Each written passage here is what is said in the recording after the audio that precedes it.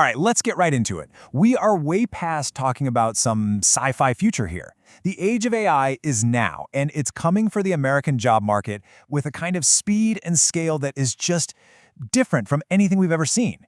This isn't just about robots on a factory floor anymore. This is a tidal wave hitting the very core of the modern economy. And look, if you want a sense of just how urgent this is, just read this quote. This isn't some academic guessing about the future. This is from the CEO of Anthropic, one of the biggest AI companies on the planet. Half of all entry-level white-collar jobs gone in 5 years. That's our starting point today, because the stakes just don't get any higher than that. So the big question is, why is this happening so incredibly fast? Well, here's the thing you have to understand. For big publicly traded companies, adopting AI isn't really a choice. It's an economic and, frankly, a legal command. It's all driven by something called fiduciary duty, this legal requirement for them to do whatever it takes to make the most money for their shareholders. And you just can't ignore a tool that completely rewrites the rules of cost. I mean, just look at the brutal math here. For all those repetitive, logic-based tasks that are the foundation of millions of office jobs, automation isn't just a little bit cheaper. It can be up to 80% cheaper. When a board of directors sees a number like that, their duty to their shareholders basically points them down a one-way street. And this is not some 10-year plan we're talking about. The confidence in this shift is happening right now. 85%. That's how many CEOs expect to get a positive return on their AI investments by 2027. That's not a weather forecast. That's money being moved and decisions being made in boardrooms today. It's compressing what should have been a decade of change into just the next few years. Okay, so we have this corporate imperative to automate. What does that actually look like on the ground? Well, we're about to see the first major shockwave. You see, past waves of automation, they mostly hit blue-collar, manual jobs first. This time, it's completely flipped. The first big hit, what we're calling Phase 1, is aimed squarely at cognitive, white-collar work. And maybe the most alarming part of this whole phase is what it means for anyone trying to start a career. We're watching the traditional way people learn and grow in a profession just evaporate. AI is brilliant at what we used to call grunt work. You know, all those basic, repetitive tasks that were the training ground for new lawyers, new accountants, new everyone. Those first few rungs on the career ladder, they're being systematically vaporized. And this isn't just a theory, by the way. This chart shows you the hard data. Between late 2022 and the middle of 2025, in those industries most exposed to AI, jobs for the youngest workers, we're talking 22 to 25-year-olds, they dropped by 6%. But now look at the second bar. For older, more experienced workers, in the exact same roles, employment actually went up. So AI isn't just automating tasks, it's specifically shutting the door on the next generation trying to get in. So who's in the direct line of fire? Well, here are some of the most vulnerable roles right now.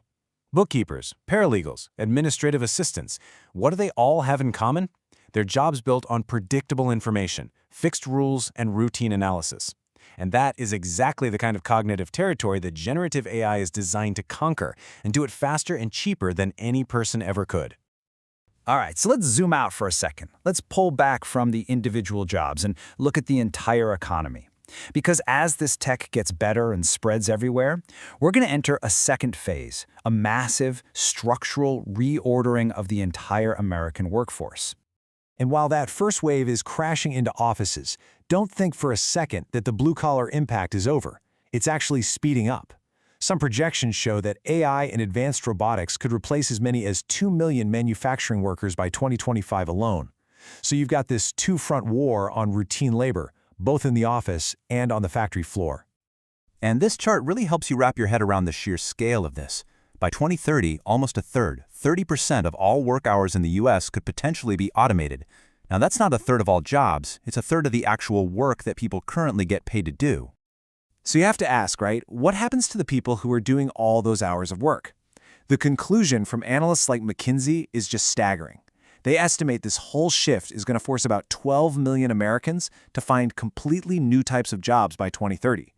Think about that. That is a level of career dislocation, of disruption that we haven't seen in generations. It's a whole nation of people forced to move, not by choice, but by algorithm. So, this of course leads to the one question everybody's asking, where do you go? Where is it safe? Everybody is scrambling to find the AI-proof career. And yeah, some roles do look pretty resilient, but the path to actually get to one of those jobs? Well, it's not nearly as simple as it sounds. So here's the optimistic list. These are the potential safe havens. Jobs that need deep human empathy, like nurses. Jobs that require complex physical skill in unpredictable environments, like electricians and plumbers. And jobs that rely on high-level strategic thinking and creativity. For now, AI just can't replicate those uniquely human abilities. But, and this is a huge but, there's the harsh reality. Getting from a displaced job like an accounting clerk to one of those safe jobs like a cybersecurity expert means you run headfirst into what experts are calling the re-skilling wall. The skill set just doesn't transfer. It's not a small step, it's a giant chasm. And that gap, that often insurmountable wall, is the single biggest barrier in this whole transition. Which brings us to our final, and maybe the most critical point. This massive economic transformation. It creates enormous value, for sure, but it also comes with an enormous bill. So who pays it? And we have to be really clear here. This is not a new problem. For the last 40 years, automation has been the #1 driver of wage inequality in America. All AI is doing is pouring gasoline on a fire that has been raging for a very, very long time, making the gap between the people who own the tech and the people replaced by the tech even wider. And this slide, this really breaks it down to the absolute core of the issue. The corporation gets the gains. They capture massive savings on labor costs. But the costs, the unemployment benefits, the incredible expense of trying to retrain millions of people, the strain on the social safety net, all of that gets pushed outward. It becomes an unpaid bill left for the displaced worker and the taxpayer to figure out. And so that leaves us right here with this one central question. We accept that a corporation has a legal duty to its shareholders to cut costs and be efficient. But what duty do we, as a society, have to the millions of human beings who become those costs? That's the real bill that's coming due, and we're going to have to figure out how to pay it.